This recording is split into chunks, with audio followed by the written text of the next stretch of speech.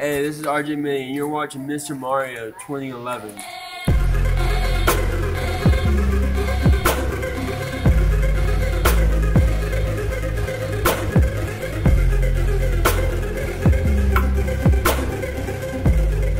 Hey, what is going on, everyone? It is me, Mr. Mario, and today I am doing, yes, a commentary over this. I know, normally I should probably show up on camera for this series, but I'm sorry, you all. I'm just really tired, but I want to put all this out there because I have this commentary set in my mind. Like, I have everything I want to say. I already know what I want to say, and I just want to say it now, and it's a little bit time sensitive. So this is actually a bit of a request video.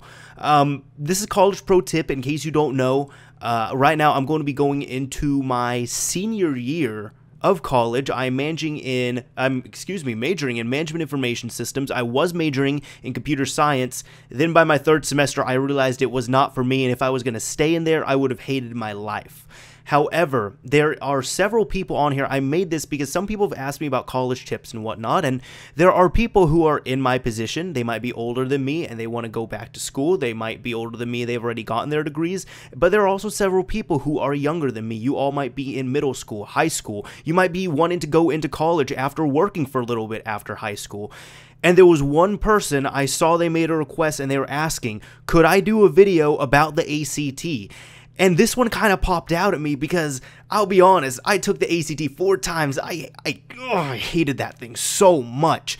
Don't let that discourage you, though. The reason why I took it so many times is because my parents are like, you gotta take it, and then they pushed it on me. But anyways, from what I know, in the US, the ACT is coming up and it is going to be June 14th. Now, if you see this video after the 14th, you know what? Take these tips and keep them in mind for the next ACT that comes up, you know, throughout the school year. But normally, there is just one ACT that happens over the summer, unless it falls on a Jewish holiday. Then if you fall into that little loop, you can get it rescheduled. I'm not even being funny with that, honestly. Like, if an ACT falls on a Jewish holiday and you are Jewish, you are able to change that around a bit. Keep that in mind if you're Jewish, by the way. But we're going to be talking about the ACT. So first off, what do you need to know about this test? Well, I'm going to give you some typical advice. I'm going to give you some advice that you might have needed to learn, you know, more than a week before the ACT. But I'm also going to give you some good short-term advice. So first off,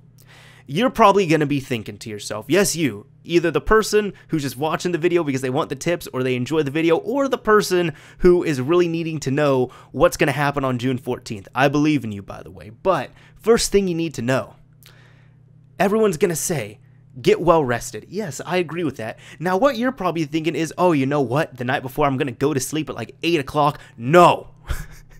No, that's not gonna work. Trust me. Because if you are like any other teenager or any other, you know, person in my generation, you enjoy staying up late. It's the summer. Why wouldn't you want to stay up late? Personally, I can't stay up as late right now because I have to wake up at 6:45 Monday through Friday for work. But on the weekends, you can bet that I'm gonna be staying up as late as I can, and I'm gonna try and sleep in a little bit. But anyways, why don't I recommend that? Well, I recommend it halfway. Yes, stay well rested, but this ACT is a little early in the morning. What you should do is just listen to me, okay? Seriously, listen. At least 5 days before, the ACT happens, start going to sleep earlier. Go to sleep at like midnight and 11 and 10 and slowly bring it back and do stuff that's going to tire you out throughout the day because you're going to need that on that day.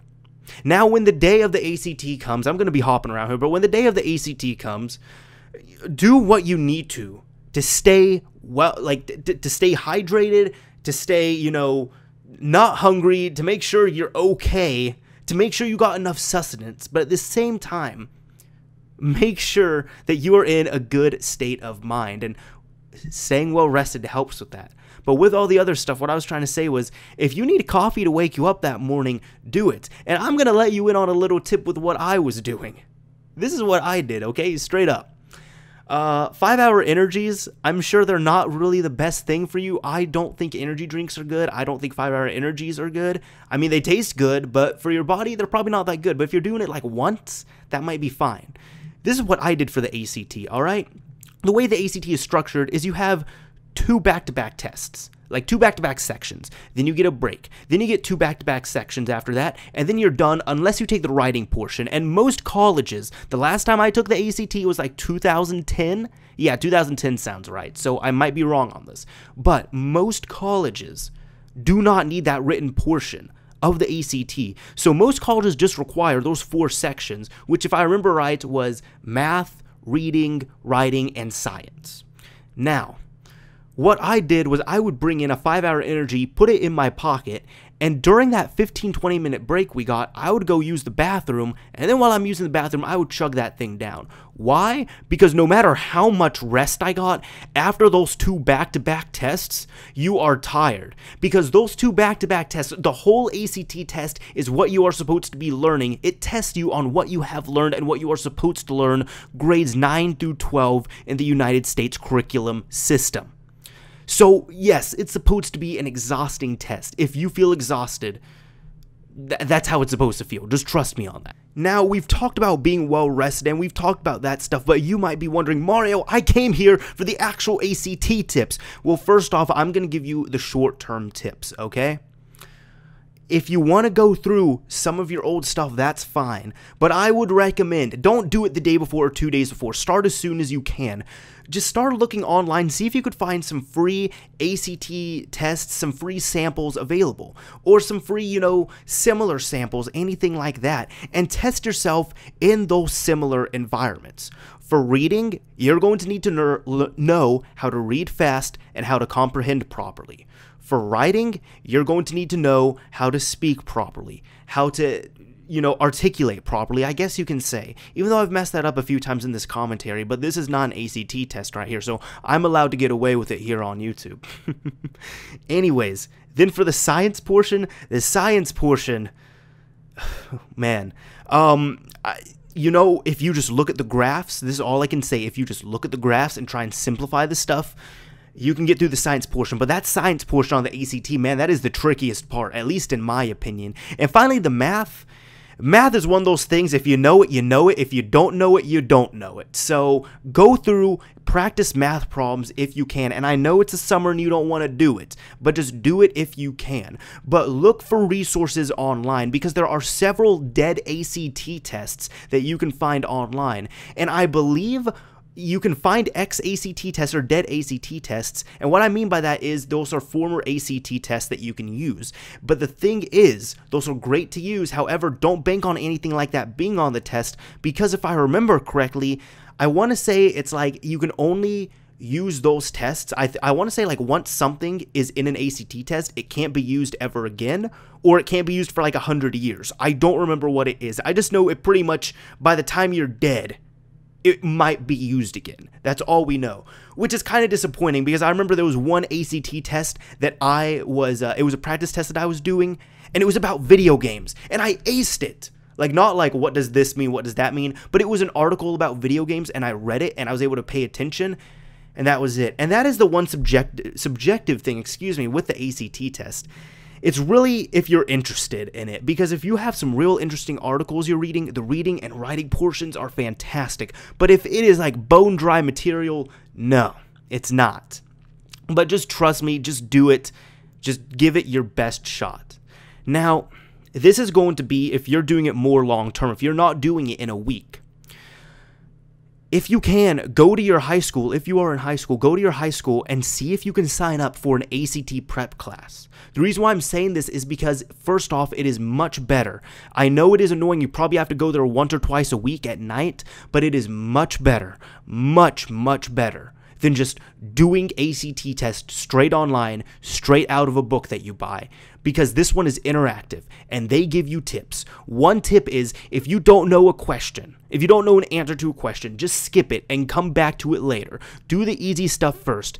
That can be mixed in here and there, because personally I would do that a little bit, but I don't feel super comfortable with it. So it depends on the person.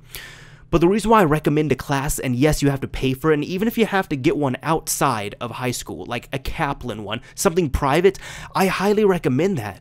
Because the first time I ever took the ACT, I did not do well on it, you all. The second time I took it, it was after that ACT prep course. I got 5 points higher. Now you might be thinking, 5 points, that's not much, Mario. The ACT goes on a scale from 1 to 36. That's it, 36. I almost said 32, but no, it's 1 to 36. I got 5 points higher my second time around, and even the counselor, the person who was heading this ACT prep class, pulled me into her office after she saw my exam, like after, you know, my score was published, and she was just talking to me. She's like, well, you went up a noticeable amount. You went up, most people go 2 or 3 points. You went up 5 points. What did you do? And I just told her, I'm like, well, you know, I went to your class and you gave some very helpful tips, and I got to really, you know, be in that structured interface, and I was able to learn. I felt like your class really benefited me, and that's why I highly recommend a class like that. Because trust me, it will help out. You might be thinking, oh, I don't need the ACT. Let me tell you this. A bunch of good scholarships, good to decent scholarships, start at around an ACT score of 26. If you can get at least a 26, you're doing all right. 28's even better, and then 32, you can start getting some full rides on 32 if you can get that. But with that, I want to say with the score, if you go in, let's say you go in and you get like a 15 on your ACT, don't worry about it. I mean, yes, you should be a bit worried, and your parents might be a little pissed because they did pay out of pocket, but use that as a learning experience. Because you see, the worst type of failure is a failure you don't learn from. Look at that score and figure out where you messed up on, what all you did. And in fact, after you get that bad score, I would recommend taking that class if you can. Don't take the class, the ACT class I mentioned, don't take it twice, because the first time is good enough. The second time, I'll be honest, it's the same stuff you're going over. You're pretty much just wasting your money because you're going over stuff you already know. But that first time is very, very beneficial. Now with this bad score, I mean, you're going to get your stuff back. It's going to show your percentile and everything like that. And just look at it and figure out what you've messed up on and start learning from there. And actually, if you take it early in a semester or during the summer or anything like that, you can then gear up that next semester to pretty much figure out what exactly you need to do and what you want to do to get the score that you're trying to get. And of course, the reason why I'm saying don't freak out about it is because 1, you need to be calm with this test, and 2, you can take it multiple times. Now, don't say, oh, well, Mario said I could take it multiple times, so I'm just going to go in there and I'll just, you know, do whatever I do. I knew friends that did that. Trust me, it is a complete waste of 4 or 5 hours of your time, and it is a waste of your money or your parents' money. That's all it is if you're just going to go in there and wing it. That is the last thing you want to do. Even if you might feel stupid with it, but even if you go in there and you get a score of a 16 and you felt like you were confident and you gave it your all, practice again. Just keep practicing at it. And these are good. I feel like I'm giving better prep questions, like post-prep questions over pre-prep questions, you know, before taking the exam. But let me tell you, I got so many pieces of advice for taking that exam, and that did not prepare me for the actual exam. The only way, well, not the only way, but one of the best ways to prepare for that exam is to go in and take it and give it your all. Face the monster, just lose that boss battle. If you can win it your first time, that's awesome, but go in, lose that boss battle. Then get out of the dungeon, respawn, do whatever you need to do, learn your tactics, and when a few months later comes around, when there's another test, go back in there and kick that boss's ass. That's what you need to do. I really hope this helped out, and if I gave some iffy tips here and there or some of my information's outdated, listen, it's 2014. The last time I took that test was the summer of 2010. And I could say this as well. By the way, do not compare your scores to others. Don't be like, oh, well, I got a 19 and Frank got an 18, so I did better than him. No. You should be saying, I got 19, I need to get something like, maybe if I get like at least a 24, that would be good next time. But that's how it is. Anyways, this is Mr. Mario signing off. Thank you for watching, everyone. I hope you all enjoyed this ACT Prep College Pro Tip. I hope it's going to help some of you all out, and I hope it will help some of you all out for later ACT classes and tests and all that. Anyways, have a good one.